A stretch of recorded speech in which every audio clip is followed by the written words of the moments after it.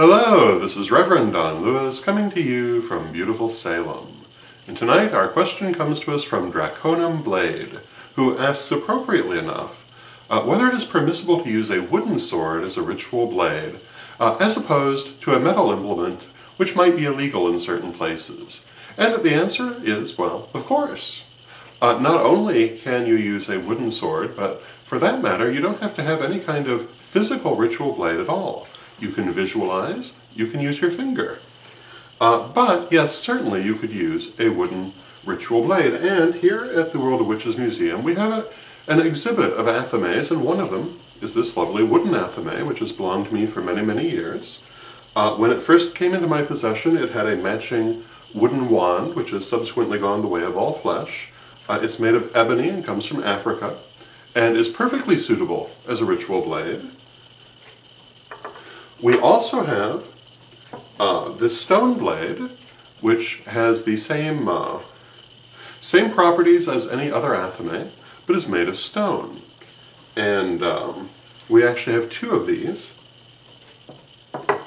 And one of the nicest pieces in the collection is this athame, which is made of jet, and was the gift of the Reverend Ambrose Thorne.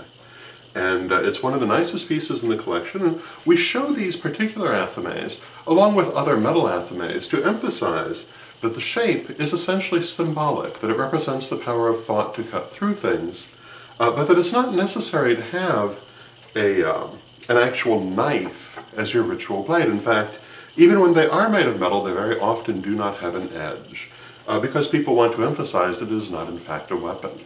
So the answer is absolutely. You could use a wooden sword, you could use a stone sword, you could use a crystal sword. You can find them. Some very beautiful crystal athames. You can use a clear acrylic athame, and there's some beautiful clear acrylic swords that are made for martial arts practice, which would be very atmospheric as a ritual blade, or pretty much anything along this line. It is, in the end, a symbolic shape, and in terms of the energetics, as I say, you can visualize, you can use your finger, you can direct the energy in many different ways.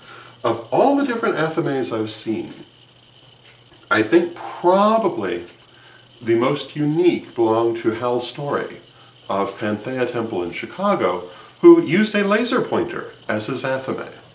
And this is a very memorable device, and just shows you how very flexible the tool can be. So I hope that answers your question, and until next time, may you blessed be. Hello, this is Reverend Don Lewis coming to you from beautiful Salem, and I'm very pleased to announce the brand new World of Witches Museum program book full of stories and pictures from our museum here in Salem. And you can have your very own copy for just $9.99. Find it today at witchghoulstore.com.